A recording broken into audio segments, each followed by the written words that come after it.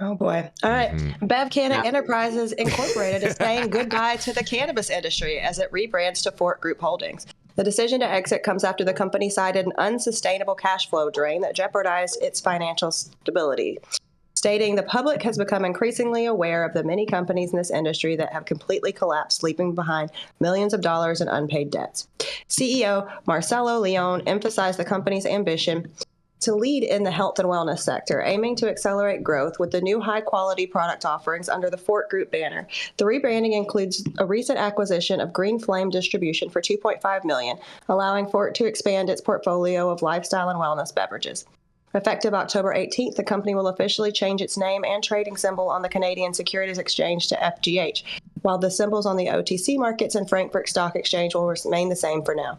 BevCanna outlined several key challenges in the cannabis industry that prompted its departure, including high operational costs from stringent regulations, burdensome taxes, and significantly higher transportation costs compared to traditional goods. Additionally, the company faced cash flow issues from long payment terms with distributors and unexpected product returns, all compounded by regulatory hurdles and banking difficulties. By the end of June, BevCanna had accumulated deficits of 165 million Canadian dollars, and its subsidiaries have faced bankruptcy filings, including Natura Springs in December 2023 and the parent company in January 2024. Well, this sounds like another parent company fail to me, and it sounds like I'm taking my ball and going home. Cannabis is hard.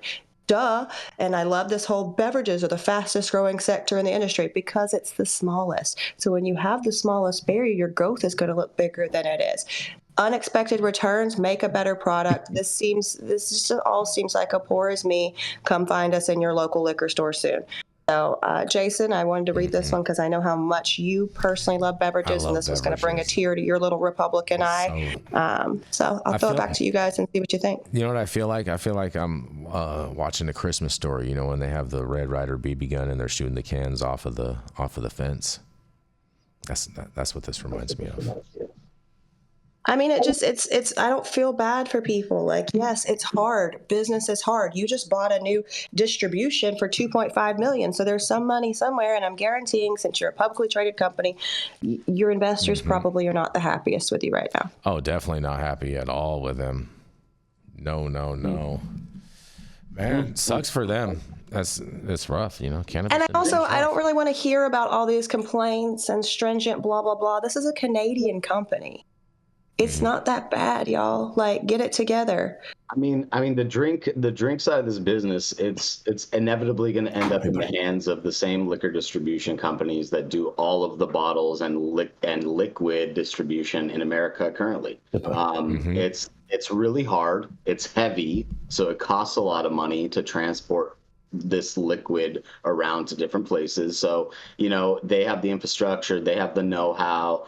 They have the efficiencies, and they're going to end up with it. So it's like, you know, this is going to be a tale of, you know, many dominoes to fall, just like this, where these big companies make a move on a struggling business at a good price, they think, and then, you know, next thing you know, they're going to be laying it off for even less to somebody else, probably a liquor distributor. Yeah, no, 100%. Right. I have a couple thoughts. Go for it, Yarrow. Off the shelf.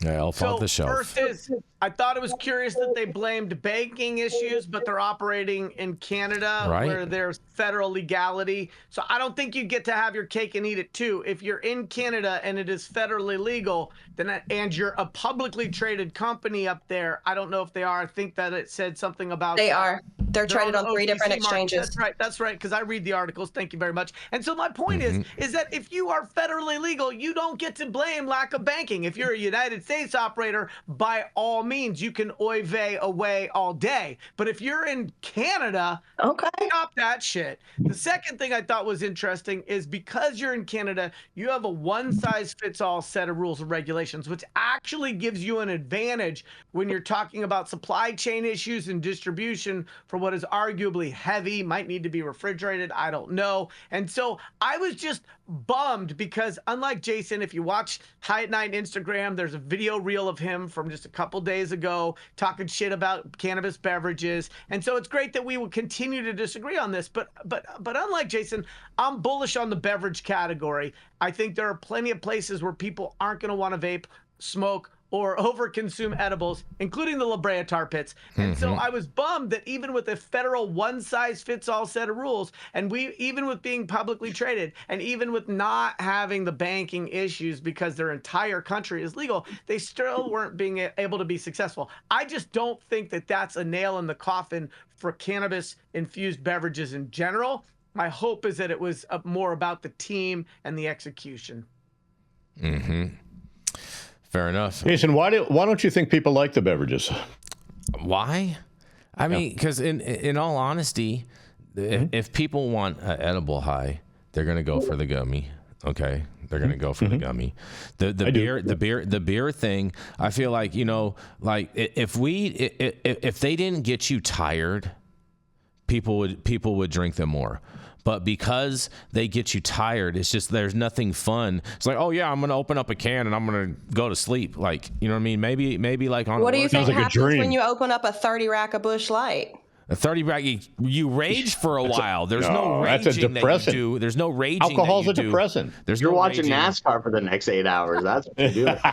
Bro, if that doesn't get made into a reel, then there's something real wrong about this show. That is rednecks making left-hand turns all day, baby. Yeah, exactly. But Jason, alcohol is a depressant. You're lighting something on fire. That's what you were doing.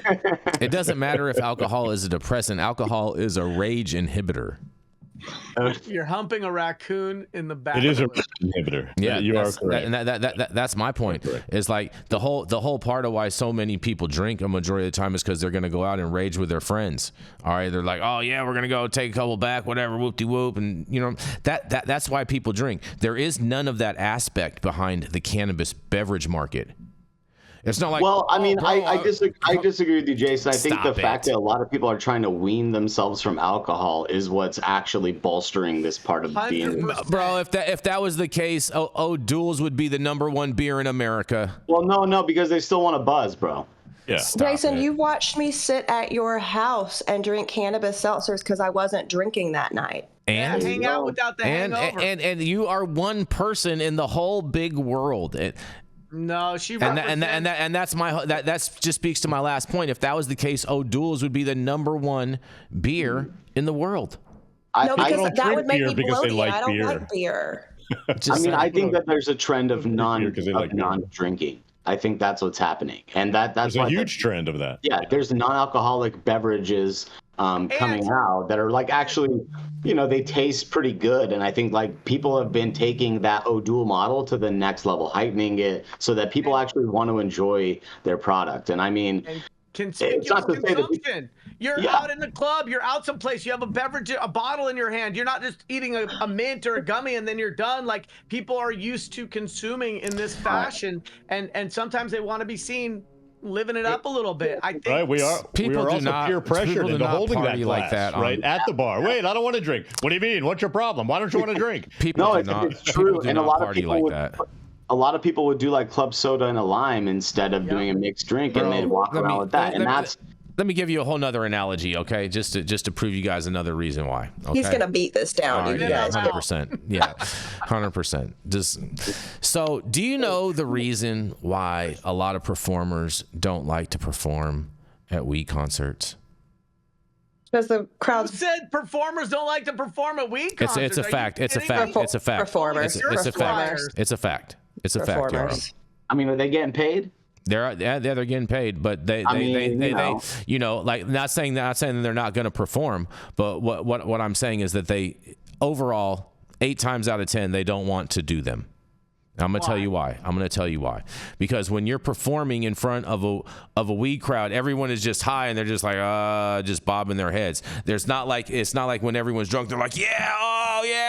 They don't get the same energy. They don't get the same energy. So they don't like to do it. I've heard this from a number. Hold on, Saman. I've heard this from a number of very established artists that have done cannabis concerts, and they all tell me the exact same thing constantly: is they don't get the same energy from the crowd, so they don't like to do them. Because I'll take the mosh pit without the slosh pit. This is Yarrow Kubrin. I'm out.